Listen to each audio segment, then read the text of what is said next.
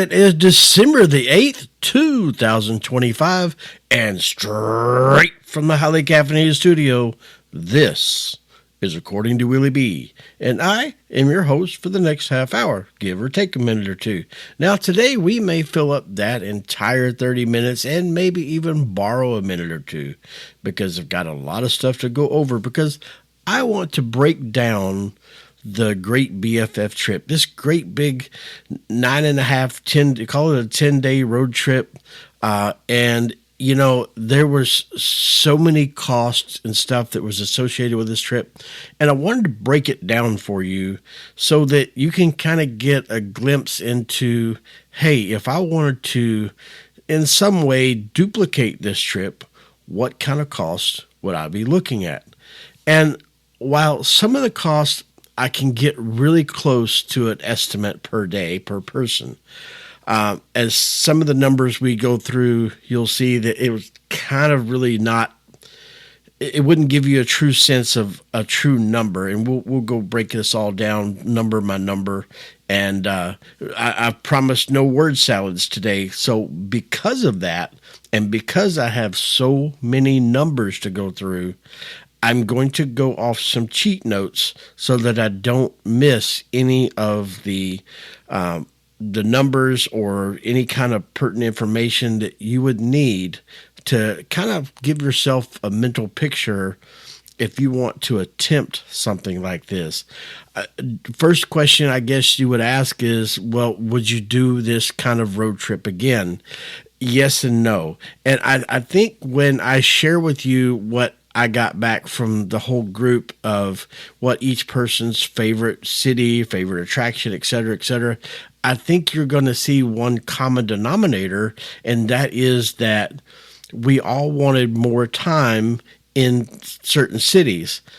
Now, if you remember, I told you before we did this trip that, you know, we knew that we were compacting a lot of stuff into a 10-day road trip. But we were okay with some of the states and cities that we were going to have very short amount of time because we wanted to just kind of get a sample of each state. Now, if we were to go and plan another 10-day road trip, we would not cover, I can tell you, we would not do it where we covered as many cities and attractions again, because now we have a great idea of what we would like to go back and spend more time at. So instead of Portland being a not even a full day, we would probably do at least a day or 2 days, because when you go to Portland, Maine, there's actually a lot more stuff in Maine that you could go experience. There's more lighthouses. There's more lobster shacks to go get more lobster rolls. I mean, you know, that's where my heart went to, but, you know, to each his own. But, you know, there's so much stuff that we could go back and see and do, you know, like New York City. I absolutely loved New York City. It wasn't my favorite place, and I'm going to get into that, but I've just had this new fondness for mega cities like Philadelphia, now New York City. And, so I would love to go back and spend more time in New York City, more time in Maine. And I think we all had the same common denominator of where we would like to have spent more time. So without anything further, there I go making a word salad. But you see, I just skipped right over it like it didn't even happen. You'll just grab my pencil and going to erase that little word flub, and we're going to keep on going. Hotels. So what I did to get some of these numbers, and I'm going to explain each one. For the hotels, I took all of our hotel nights and I divided it by the amount of nights and came up with a per night price. So this is double occupancy.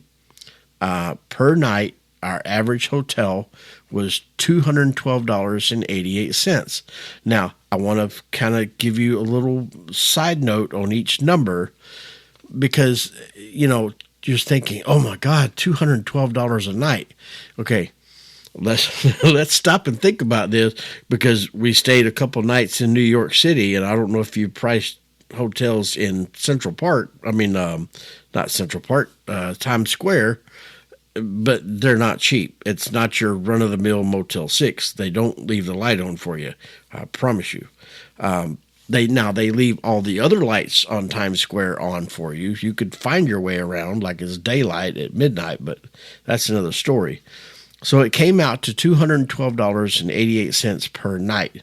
Again, Boston was very expensive. So you have some of the cities that we went to that were really expensive, and so when you did the breakout of of the division, that's what you come up with. It was $212.88 per night. If you're going to do major cities in a big road trip, just plan on that. Hey, you may have a hotel 4 or 5 nights that's only $129. But just understand, when you get another hotel in New York City or somewhere like that, and it's $300 a night, it's going to raise your average price. So this is kind of give you an idea of how to book a mega trip like this. If you're going to do it where you're trying to have an idea of what your cost would be. This was another difficult one, and it's meals.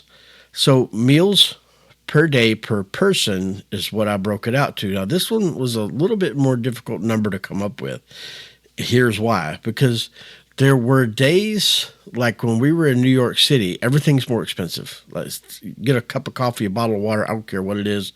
It's ridiculous. It's like you're at a baseball game. So we had a lot of meals that were normal price meals like you would have at home.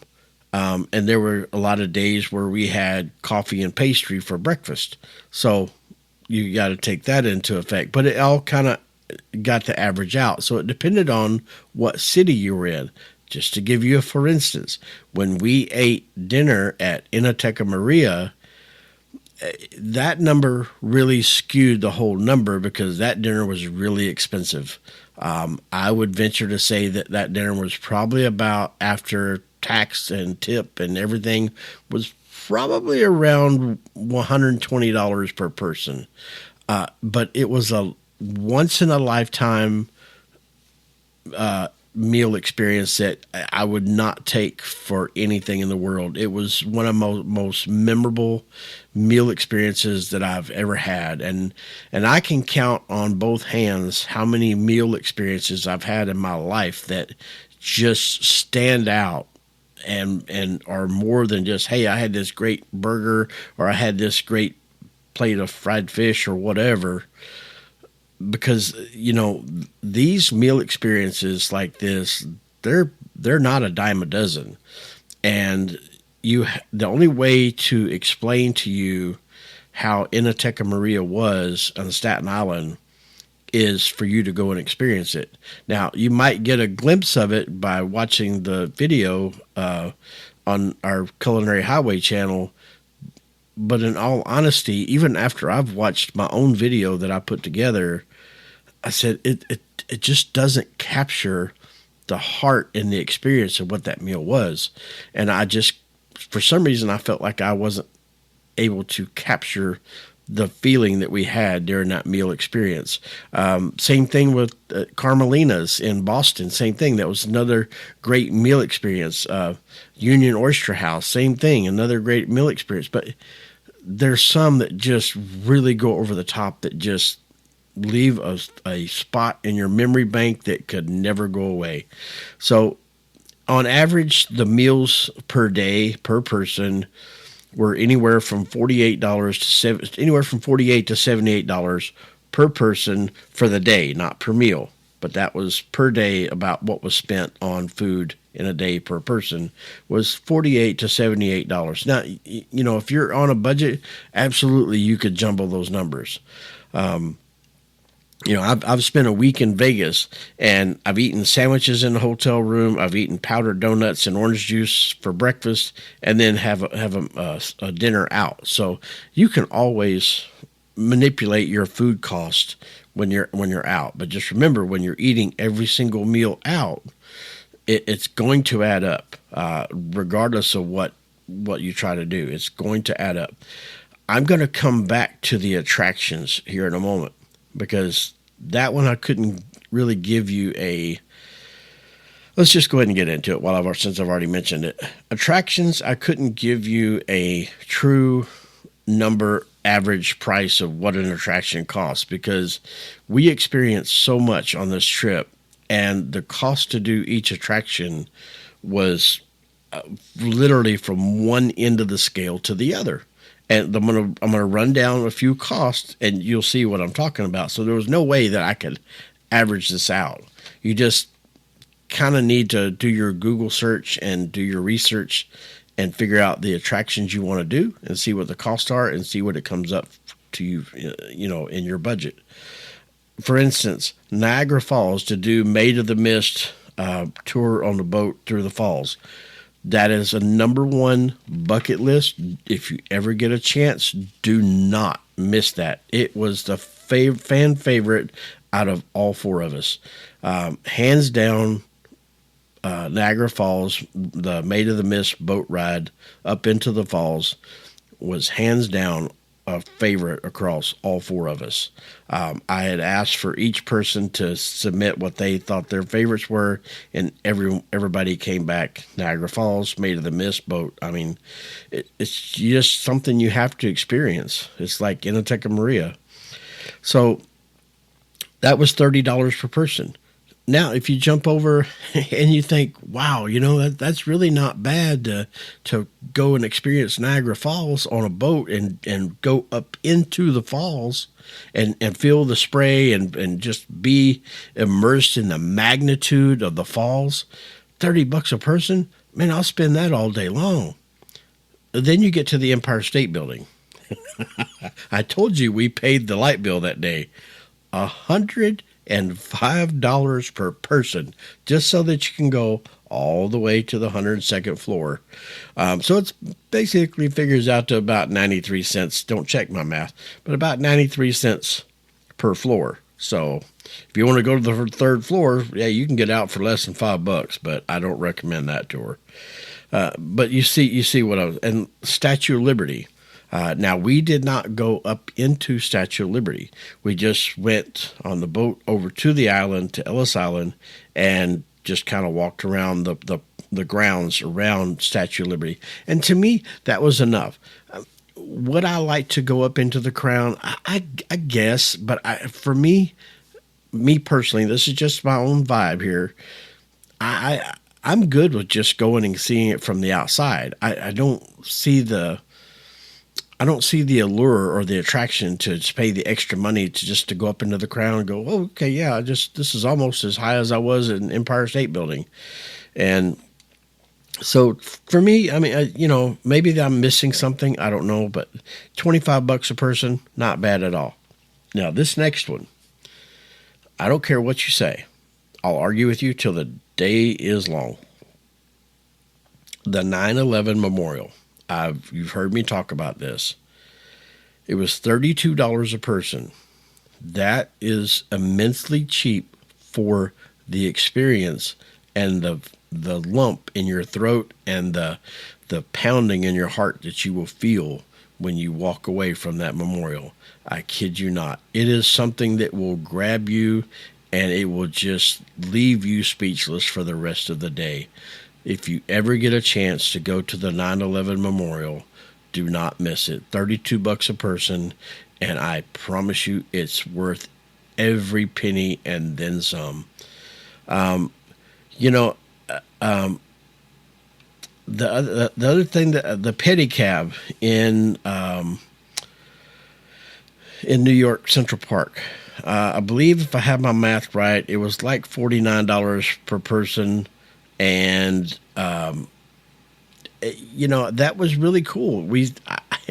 I'd never been in Central Park, and I had it in my own mind of what Central Park was, or, you had your own vision. And I was like, I was way off. And doing the pedicab tour, the little rickshaw bicycle thing that they ride you around on, hey, you get a glimpse of Central Park like no other. And you got a tour guide pedaling your bike. Well, it's half electric, but I try to give them all the credit I can because, that is definitely a humbling job to do that. But they absolutely love their job, and they did a phenomenal job on talking about Central Park and teaching you all the history and the different things that you were seeing in the park.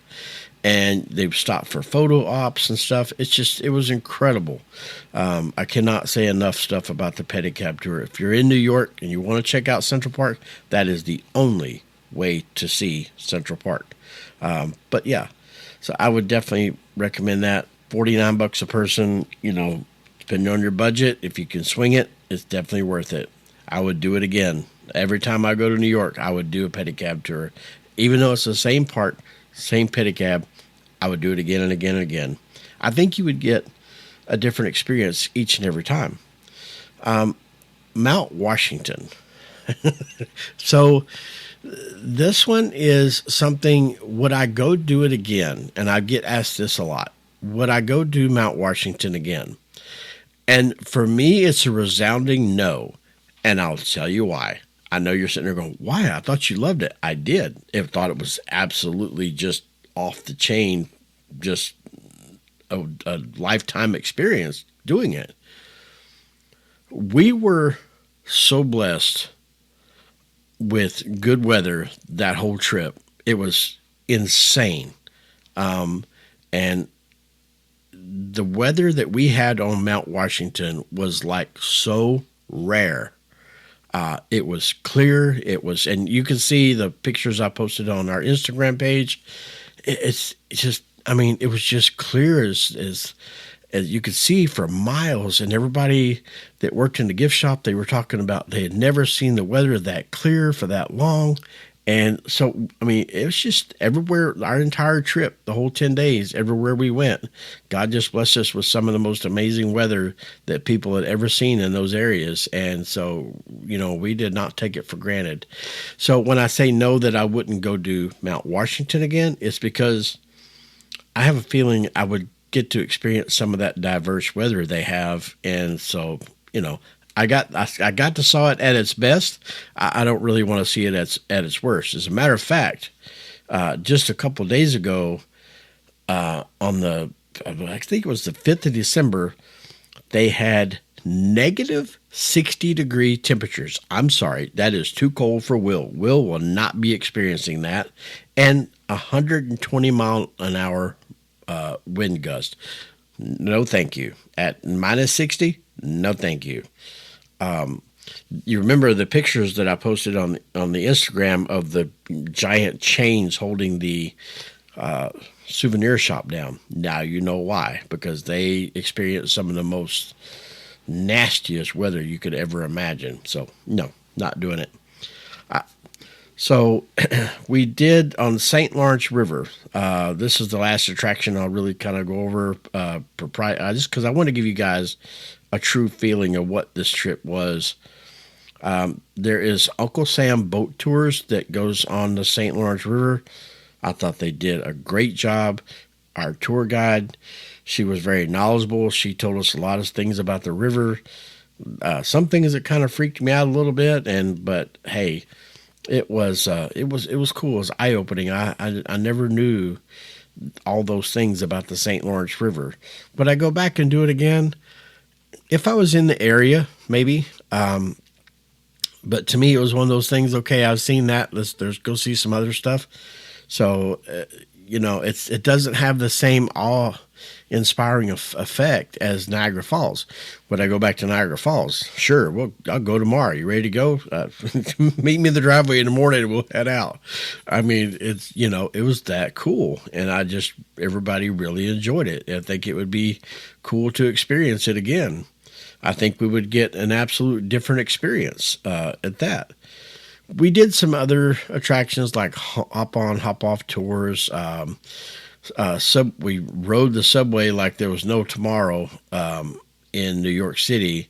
And you're talking about, we'll call it $3 a person per ride. So it was really the cheapest way to get around the city. And we were pretty apt on figuring out how to navigate the subway system pretty quickly. So we were like seasoned travelers within the first few hours. So that made it really, I think that made our New York experience that much more enjoyable, was because we had the subway system down, and man, we were almost like we were locals. We didn't sound like locals. We didn't look like locals, but hey, we were living the life of a local, I guess. But we did some things at Coney Island. We did rode some cheesy rides there. The Clifton Hill area over in Canada by Niagara Falls. We did some really touristy kind of attractions there, a wax museum, etc. And so those things were just your average price as you see in any state. But it was enjoyable. We were like big old kids. We had a great time, and but that's the biggest attractions I gave you the prices on. So I just kind of wanted you to have those figures so that you kind of have to, if you're going to plan a trip like for 2026, you really need to go on their websites, individual websites, and get current pricing because these prices change. As a matter of fact, I was looking at Mount Washington, and they've already closed their website to pricing. You have to wait until 2026 to get pricing for the next season. By the way, Mount Washington, we did the auto road. We didn't take the train. I would like to go back and take that train up the hill. That would be cool. But we did the auto road where we drove ourselves up the White Knuckle Ride with no guardrails. And it was $45 for the driver in the car, and then $20 for each additional person in the car. So it's I'm sure it takes a lot of upkeep to maintain that road going up there. So hey, it's I applaud them for doing something like that. So the car, we had rented a car from National Rental Car. And I had gotten a really good deal, and we're looking at right about $118 a day, and that was for the entire trip because we had to get the car for an extra day because we wound up canceled our flight, and we drove from North Carolina to New York, and which, by the way, was very cool. We enjoyed it very much. Some of the traffic that you run into, it can kind of change your mind. You're like, what was I thinking? But, then I think about fighting the crowds in the airport, and I'm like, no, I'm good. So, total of miles driven. Are you sitting down? Grab onto something because this is going to be eye-opening. 2,676 miles. Wow. That's a lot of miles for one trip, for one road trip. That is definitely a mega road trip. 2,676 miles. But you know what? Every single mile was paved with an immense amount of memories, laughs, and enjoyment that we will never forget.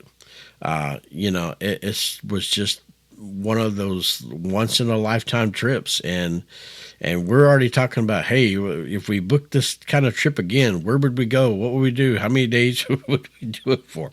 So, I don't know if we're glutton for punishment or if we just, are ready to jump back in the car for that many days.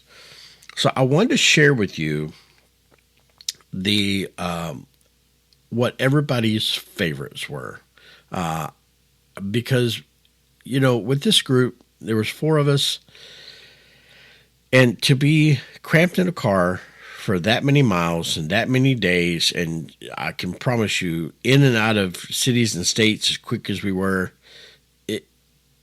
there's a lot of people that might have really been rubbed to the edge, so to speak, being cramped up in a car to get them together that long.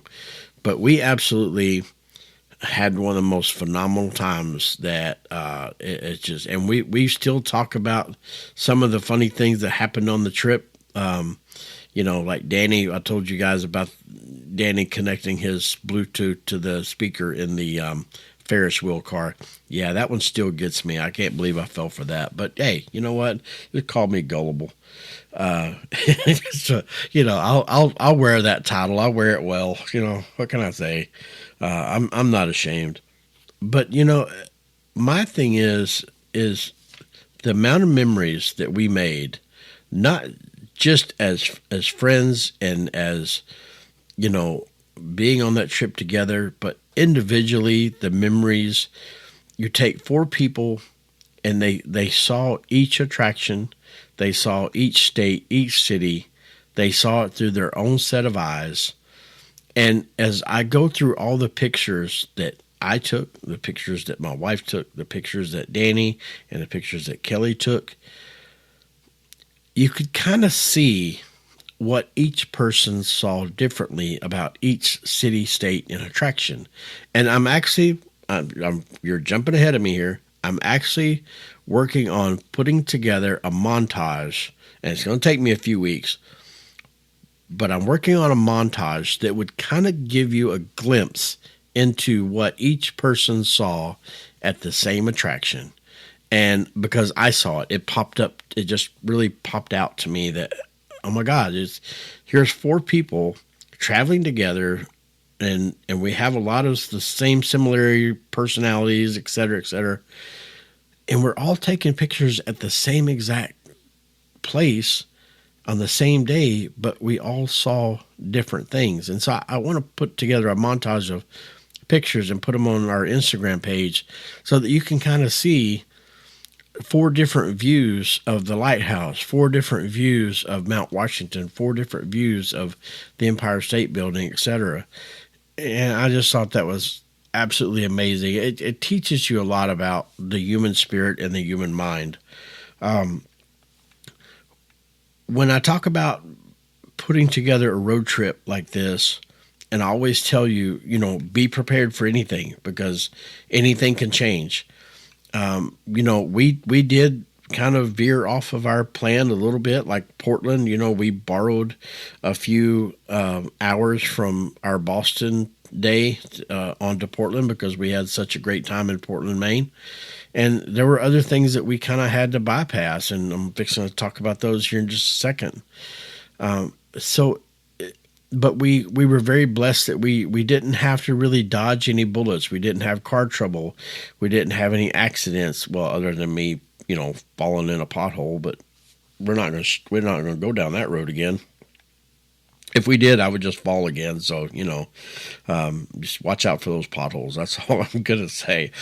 But we didn't really have any delays. We didn't, and what few delays we had, we really just rolled with the punches, and we just sailed right on through it. It's like we were supposed to have picked up Dan and Kelly from the airport. Well, because we drove and we hit traffic like a brick wall when we got to New York, we were running about 30 minutes behind, so they had to take a Uber to the hotel, and we just all met up there. But they were just like, hey, don't worry about it. We'll grab an Uber. We're here, da-da-da, and so little thing that happened like that, I guess that's why it doesn't really stand out that we had any major issues, because we just roll with the punches. And you have to do that when you plan a trip this immense and this size, this many days, this many cities, et cetera, et cetera, et cetera. But we dealt with the changes and stuff on the fly, but we didn't really have to dodge any bullets, and we didn't have any major delays. And I'm very, very thankful that we didn't have any accidents. We didn't hit any mooses or, anything. So, it's great. The car averaged we averaged around 28, 29 miles a gallon. So can't go wrong there. The car was packed to the brim by the time we got back, because we kept collecting stuff from every city.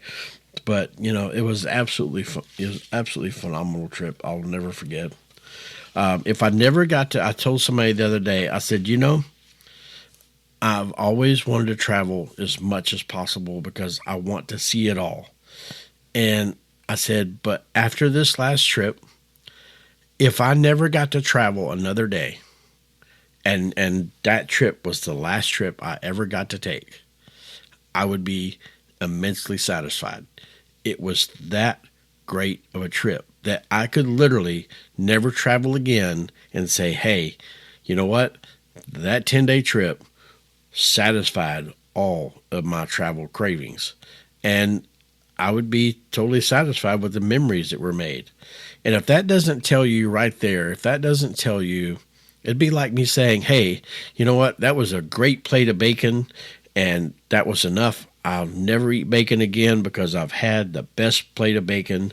And that would be the equivalent. So if you want an analogy that will coincide with how great this trip was and how satisfied I am with travel, There you go. That's your analogy. Let's hope that that never happens, that I never get to have bacon again. That was actually scary to say that. I said it with a straight face, and I'm going to wind up and listen to this podcast and be like, what was I thinking? All right, so I'm going to use my cheat notes here because I don't want to miss any details. But I'm going to go over, before we part ways, I'm going to go over what each person's special city, special attraction, and the thing that they regret, that they missed. And it's not really a regret. It's just that it's the one thing that, man, I wish we'd been able to do that. And so here we go. I'll start off with the girls. So Kelly, her favorite places was Portland, Oregon. Her favorite attraction was Niagara Falls. She wants to see more of Maine because that, again, we all just fell in love with Maine. And the thing that she was sad about missing, or if you call it a regret, was about the Brooklyn Bridge. And I remember when we were planning the trip and we kind of squeezed some stuff around. We're like, okay, I think we can still make it, but we didn't. It didn't happen, but we rolled right along with it. But if we ever go back, I know that will be the first thing she says. I don't care what you go do, but we're going to see the Brooklyn Bridge. So she did add a comment on hers that I wanted to pass along because I think this sums up the 9/11 memorial better than what I said. And she said the 9/11, and I quote, the 9/11 memorial was profoundly affected her for the entire, I'm sorry, I said no word salads, but here we go. I can't read my own writing. This is why I don't go off of notes. The 9/11 memorial profoundly affected her emotionally for the rest of the day. And so I thought that was a very powerful statement, and I totally agree. You know, it was so moving. And you didn't expect it. And that was the thing. You're like, okay, it's an 9/11 memorial, go in there, we see. But no, that place, man, it just grabs a hold to your heartstrings, and it does not let go. All right, so then Melody said that her favorite city was Canada, or I guess not city, but her favorite place was Canada because it was so rich in history and had all the old buildings and the churches and stuff, and it was really cool, and the old streets, cobblestone streets, etc. But just like Kelly, her favorite was the Niagara Falls, Made of the Mist ride up into those falls. You know, and it's, again, that Niagara, man, that was just a powerful, intense moment to experience that. Her regret, or the thing that she's sad about missing, is the Boston Public Library. Well, she's talked about this quite a bit, that, you know, she regrets that we missed it. And I'm sitting there thinking, man, if this thing is so, I'm sad that we missed it. I want to go check it out. And trust me, I am not a library person. I don't even read directions when I have to put something together. So, you know, that's who I am. Danny, his favorites was Portland and Maine, which, you know, like I said, it was a favorite of all four of us. I have to agree with him. That was my absolute favorite.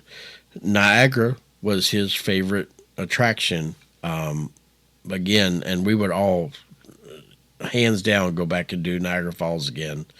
And he said, but he split his. I asked for one, but he did two. He doesn't follow directions very well. This is why we're friends, because neither one of us follow directions, and both of our wives will tell you that. Just don't ask them. But anyway, so we're going to keep that between us and the 2,000 people listening.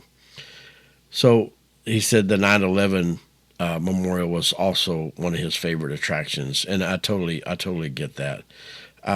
His regret, or the things that he missed, was he really wanted more time in Maine, and every one of us agree with that. But he went a step further and said that he wanted more time in each city.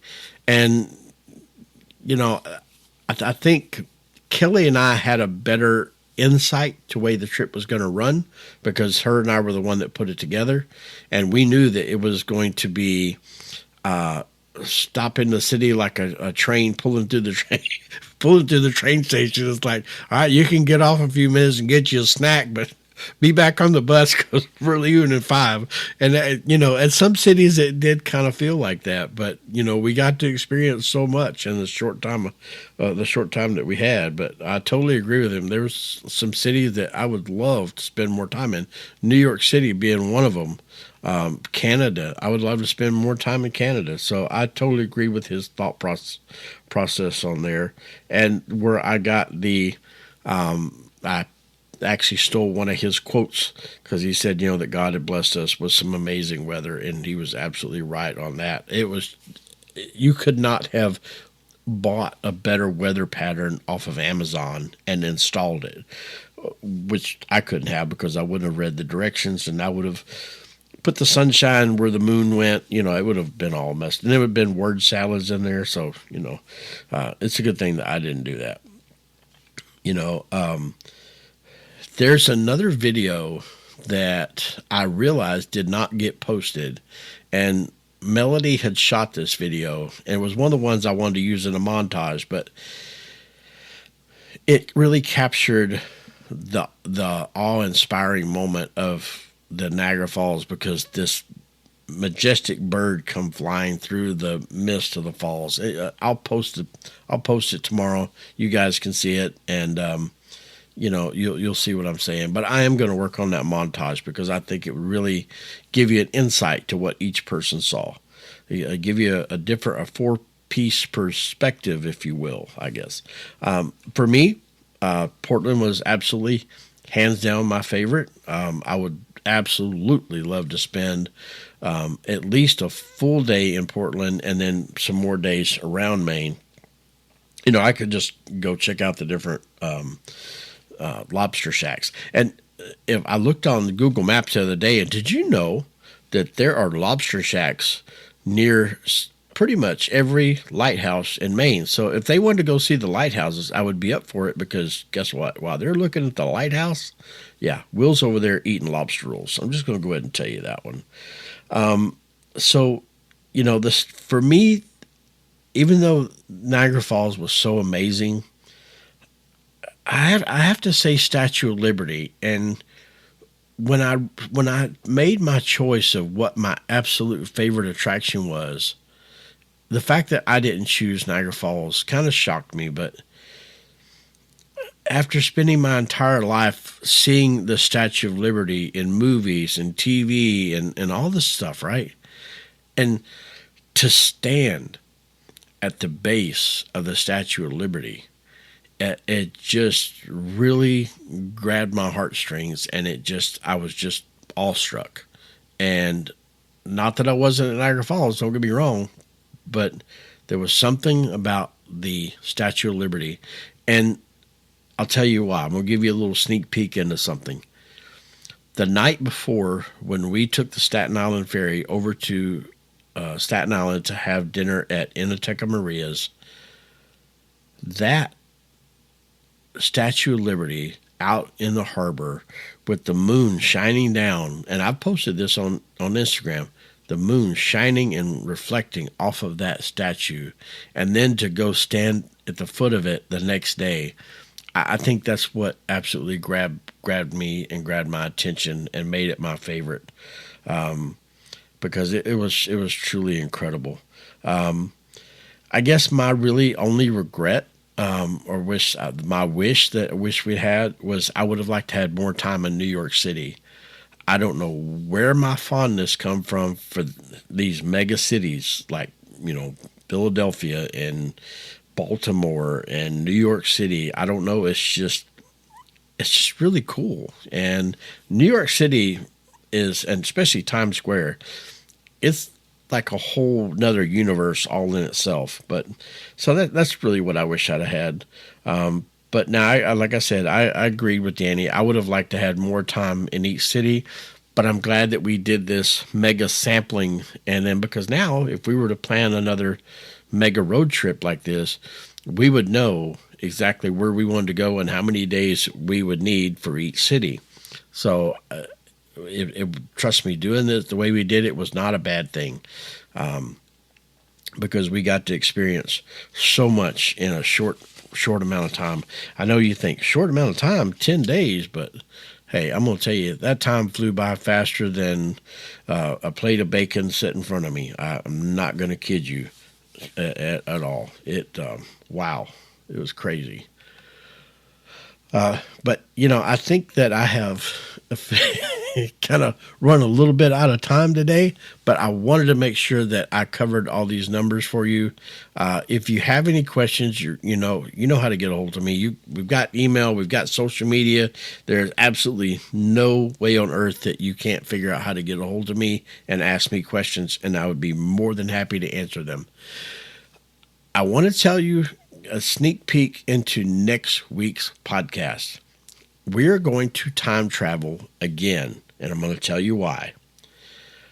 I have a very special episode that's going to take you back in time and all the way back to 1967. And I hope you guys will enjoy it as much as I do. It was a lot of fun coming up with it and putting it together. So I hope you guys will enjoy it as much as I do. I'll leave you with this thought. Do not forget to caffeinate and conquer, because that is extremely important. Because after all, you can't caffeinate and conquer if you don't go get you some of that delicious caffeine, which I think is what I need to go do now. But until next week, I will see you again right here behind this big old mic, and I appreciate each and every one of you for listening. Have a great day. Bye-bye.